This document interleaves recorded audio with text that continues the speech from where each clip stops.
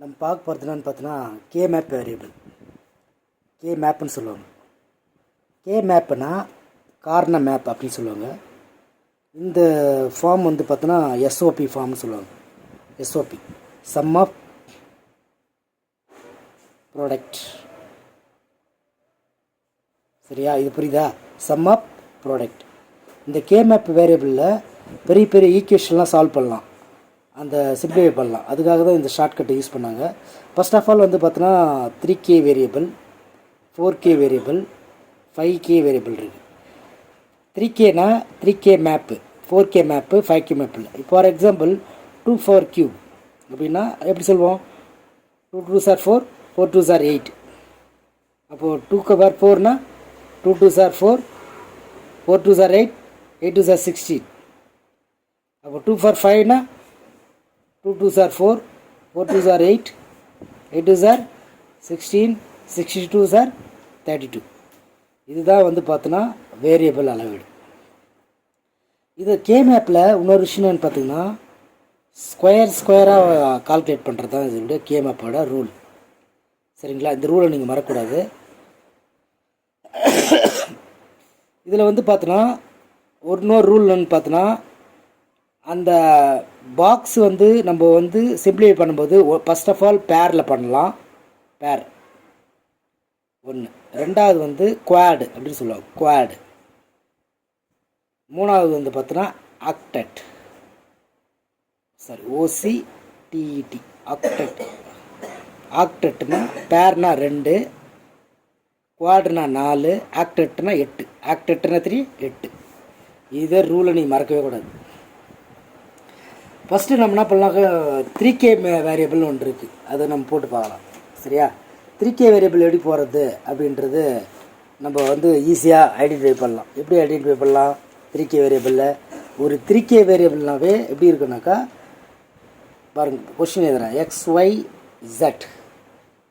XYZ F of அப்படின்னு போட்டு summation 2, 3, 6, 7 இது கொடுத்துட்டாங்க. இப்படி கொடுத்துட்டா உடனே நம்ம என்ன பண்ணலாம்? இது என்ன வேரியபிள் ஈஸியாக ஐடென்டிஃபை பண்ணலாம். எப்படி ஐடென்டிஃபை பண்ணலாம்? 2 4 கியூப்னா என்னது? 8. அப்போ எது வரைக்கும் வருது? 7 வரைக்கும் வருது. அப்போ 0 to 7 வரைக்கும் இது வந்து என்ன பண்ணலாம்? சிம்பிளிஃபை பண்ணலாம். அப்போ இது நீ பார்த்தோன்னே என்ன சொல்லிடலாம்? இது 3K வேரியபிள், 3K வேரியபிள் அப்படின்னு நீங்கள் ஐடென்டிஃபை பண்ணலாம் ஈஸியாக. இது வந்து வெரி வெரி இம்பார்ட்டண்ட்டு. இந்த வேல்யூ நீ பார்த்தோன்னே சொல்லிடலாம். 0 to 7 வரைக்கும் வந்தால் என்னது? 3K variable. அதே 4K வேரியபிள்னால் 0 to 15, 0 to 15 வரைக்கும் வந்தால் 4K வேரியபிள். அப்போது 5K வேரியபிள்னால் 0 to 31 வரைக்கும் வரும். அது வந்து என்னது?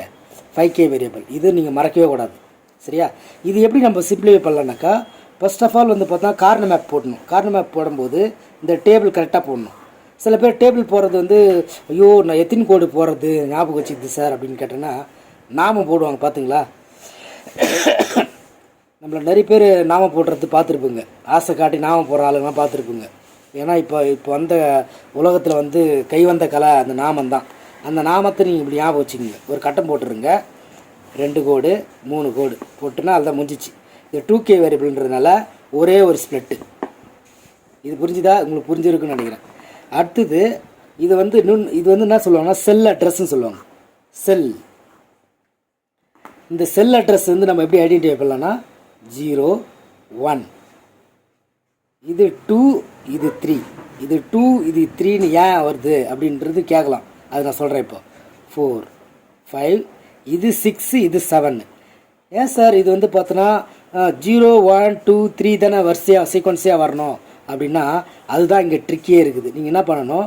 இது வந்து XY 3K வேரியபிள் XYZன்னு போடுறோம். அதுக்கப்புறம் என்ன பண்ணுறோம்?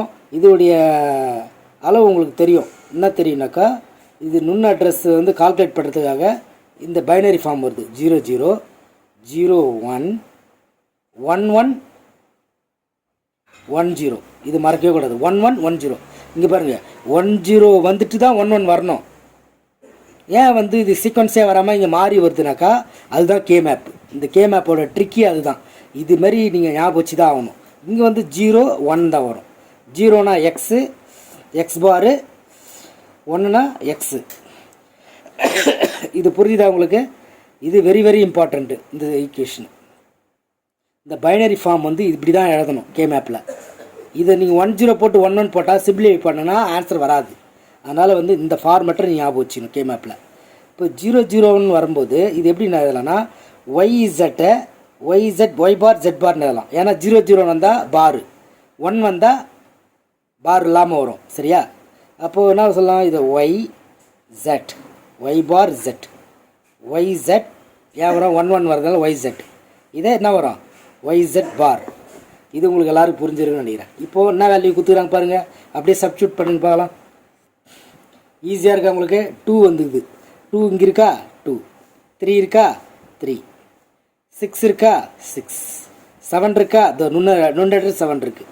இப்போது நான் ஆல்ரெடி உங்களுக்கு சொல்லியிருக்கேன், பேர்னா 2, குவாட்னா 4, ஆக்டெக்ட்னா 8. அப்போ இது என்னவா போடலாம்? இதை சொல்லுங்கள், இது என்னவா போடலாம்? குவாடாக போடலாம்.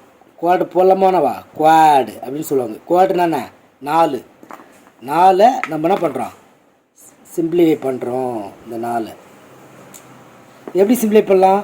இந்த பக்கம் 1 இந்த பக்கம் 1, இந்த ஃபுல் ஃபார்மில் டைரெக்ஷனில் வரும்போது இது எக்ஸ் பார் x1 அப்படின்னு வரும்போது எக்ஸ் பார் இது x1 அப்படின்னா இந்த சைடு 0 ஆகிடும், இந்த சைடு நான் 0 ஆகிடும். அப்போது கால்குலேஷன் போயிடும்.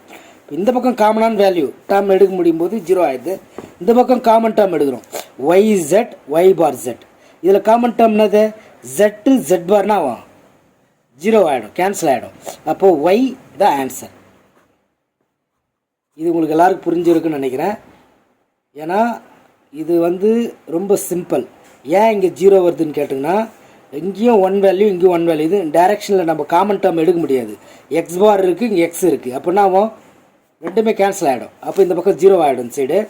இது டாப் சைடு பார்க்கும்போது இதோட நேர் வேல்யூ டாப் சைடில் பார்க்கும்போது ஒய் இசட் ஒய் ஜெட் பாரு, ஜெட்டு ஜெட் பார் கேன்சல் ஆகிடும். ஒய் காமனாக எடுக்கிறோம், அதுதான் ஆன்சர். ஒய் தான் ஆன்சர் இதுக்கு. சரியா? இந்த கணக்கு எல்லாருக்கும் புரிஞ்சிருக்குன்னு நினைக்கிறேன். நன்றி, வணக்கம்.